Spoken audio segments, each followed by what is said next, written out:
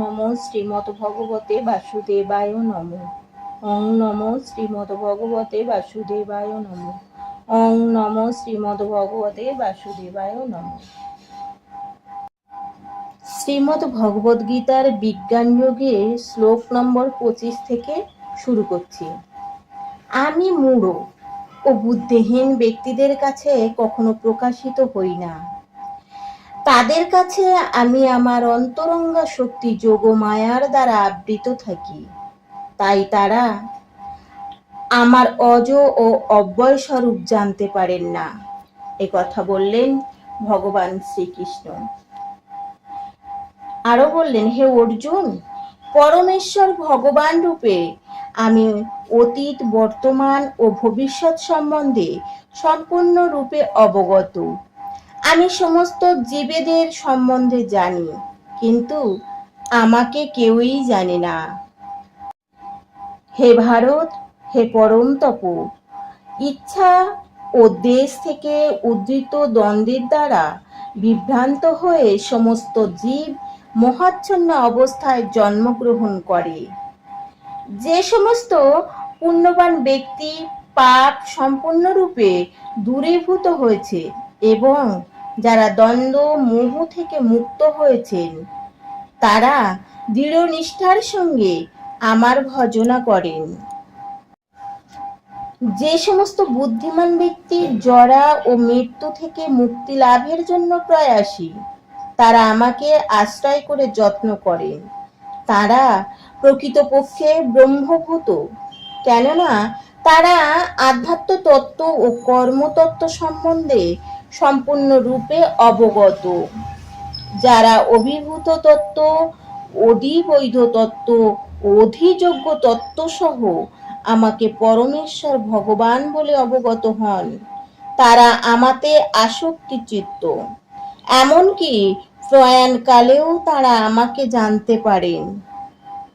শ্রীমদ্ ভগবদ গীতায় বলা হয়েছে, যদি কেউ জড় জগতের বন্ধন থেকে মুক্ত হতে চায়, তাকে অবশ্যই ভগবদ ভক্তের সেবা করতে হবে। কিন্তু বিষয়ী লোকেদের সঙ্গে প্রভাবে মানুষ জড় অস্তিত্বের অন্ধতম প্রদেশের দিকে ধাবিত হয়। ভগবানের সমস্ত ভক্তেরা মোহাচ্ছন্ন মানুষদের উদ্ধার করার জন্য এই পৃথিবী পর্যটন করেন। নির্বিশেষবাদীরা জানেন না যে ভগবানের অধীন রূপে তাদের স্বরূপ ভুলে যাওয়ার ফলেই ভগবানের আইন সর্বাধিক লঙ্ঘিত হয়। জীব যতক্ষণ পর্যন্ত তার স্বরূপ অধিষ্ঠিত না হচ্ছে, ততক্ষণ সে পরমেশ্বর ভগবানকে জানতে পারে না, অথবা দৃঢ় সংকল্পের সঙ্গে দিব্য ভগবৎ সেবায় নিয়োজিত করতে পারে না। জন্ম, মৃত্যু, জরা ও ব্যাধির দ্বারা এই জড়দেহ আক্রান্ত হয়, কিন্তু চিন্ময় দেহ কখনো এদের দ্বারা প্রভাবান্বিত হয় না। চিন্ময় দেহের জন্ম, মৃত্যু, জরা, ব্যাধি নেই। তাই কেউ যখন তার চিন্ময় দেহ ফিরে পায়, তখন সে ভগবানের পাদপদ্ম লাভ করে এবং ভগবানের নিত্য সেবায় নিযুক্ত হয়। তখন সে যথার্থই মুক্ত। অহং ব্রহ্মাস্মি, আমি ব্রহ্ম। কথিত আছে যে প্রত্যেকের উচিত নিজেকে ব্রহ্ম বা আত্মা রূপে জানা।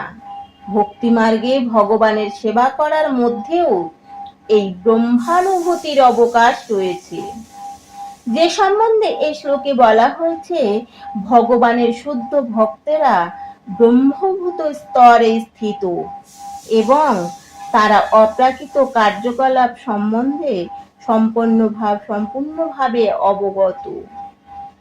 ভগবদ সেবা পরায়ণ 4 প্রকার অশুদ্ধ ভক্তের যখন অভিষিদ্ধ হয় এবং ভগবানের অহেতুকী কৃপার ফলে পূর্ণরূপে কৃষ্ণ ভাবামৃত লাভ হয়, তখন তারাও ভগবানের দিব্য সাহচর্য লাভ করে।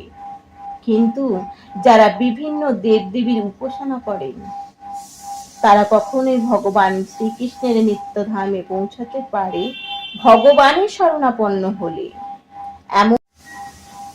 কৃষ্ণ ভাবনায় ধাবিত হয়ে যিনি ভগবানের সেবা করেন তিনি কখনোই পরমেশ্বর ভগবানকে পূর্ণরূপে উপলব্ধির পথ থেকে বিচ্যুত হন না। কৃষ্ণ ভাবনায় অপ্রাকৃত সান্নিধ্য লাভ করার ফলে মানুষ বুঝতে পারে যে ভগবান কিভাবে সমস্ত জড় জগতের নিয়ন্তা, এমনকি সমস্ত দেব দেবীকেও নিয়ন্তান।